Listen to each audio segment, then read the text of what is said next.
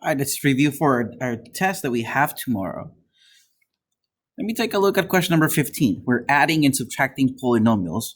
To begin with, let me write them all without parentheses. So I'm going to write 4n to the third plus 4n to the second minus 7n to the fourth.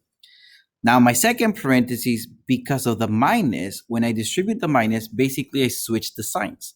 So let me rewrite this as minus 3n squared plus n to the fourth minus 3n to the third. Now I'm going to combine like terms, starting with the highest exponent. I'm just going to add the numbers in front of the n. That gives me negative 6n to the fourth, right? Negative 7 plus 1. So I cross those out. Then I look at n to the third. 4 minus 3. That gives me a 1. So I'm just going to write 1n to the third. I don't have to write the 1 in front of the n this time. Then n to the second, I see 4 minus 3. So that gives me plus 1n to the second. Multiplication is pretty similar. First of all, let me distribute the p to the second parentheses. That gives me 6p to the second minus 6p. Then let me distribute the 5 to the second parentheses. That gives me plus 30p minus 30. I'm going to combine like terms. So I have this as 6p squared plus 24p minus 30. Notice I did combine the 2 in the center. On the test that you guys have on tomorrow, expect 2 of each. There's a total of 15, 2 of each. Now let's take a look at division. Let me rewrite this as 2x plus 4 on the outside. Now I'm going to divide this into 2x to the fourth plus 4x to the third plus 0x squared, because I cannot be skipping any exponents. So I'm going to add a 0 plus 2x plus 4. First thing I'm going to do is divide the first term only. So I'm thinking of 2x to the fourth divided by 2x. Numbers wise, how many 2's go into 2? 1 time. Subtract the exponents. So that's how I get x to the third.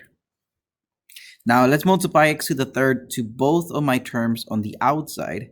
That's going to give me 2x to the fourth plus 4x to the third. Let me draw a line because we're going to subtract. Let me draw a line. With subtraction, I change the sign. So there's going to be minus. There's going to be minus. First term should cancel out. Funny thing here is this next term also cancels out. So I don't need this 0 after all. I do need to bring down 2 terms because I have 2 terms on the outside. Make sure you're always dealing with 2 terms. So I'm going to bring this down. I'm going to bring 2 terms. And then I go 2x divided by 2x. That's 1. Let me multiply both by 1. Draw the line, change the sign, everything cancels out. So my answer is x to the third plus 1.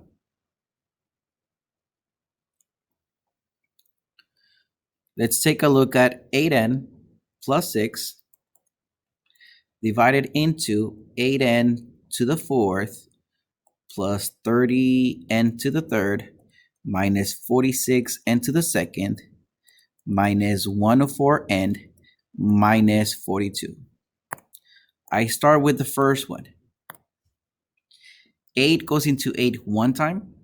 Subtract the exponents, n to the third. Multiply n to the third to both terms on the outside. 8n to the fourth plus 6n to the third.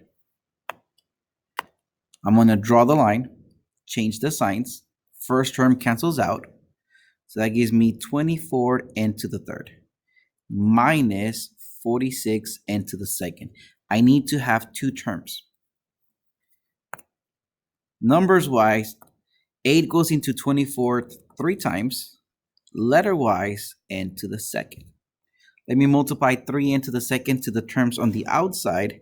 That gives me 24 n to the third plus 18 n to the second. Let me draw the line and change the signs. First number cancels out. Negative 46 minus 18n to the second.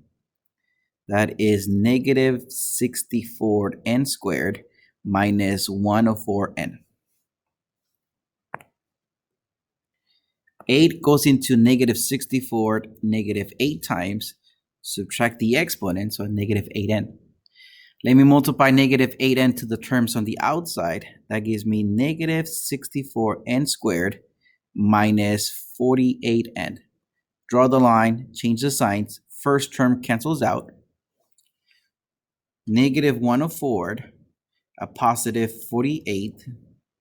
That gives me negative 56n minus 42. Negative 56n divided by 8n, that gives me negative 7. Let me multiply the negative 7 to the terms on the outside. Draw the line, change the signs, everything cancels out. There's my answer.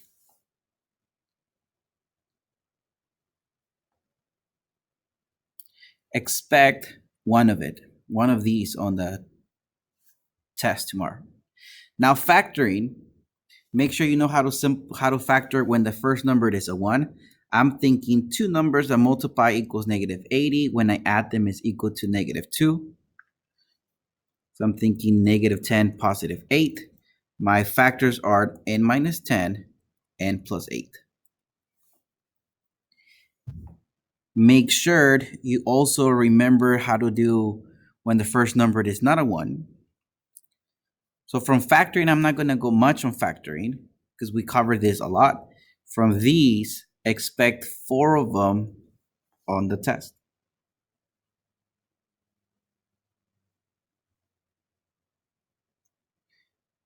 Now, for radicals, we did this a couple of days ago. Let me simplify this. Radical 24, I'm going to break this as 4 times 6. One of my radicals has to be a perfect square. This becomes 2. So I'm looking at negative 6 radical 6 minus radical 6. I cannot do anything on that one. Minus 3 radical 5. I cannot do anything on that one.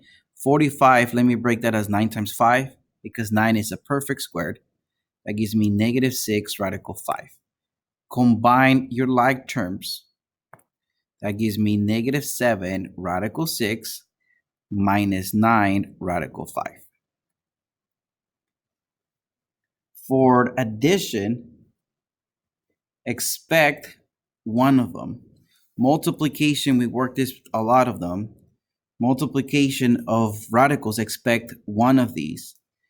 Addition and subtraction of complex, expect one of it.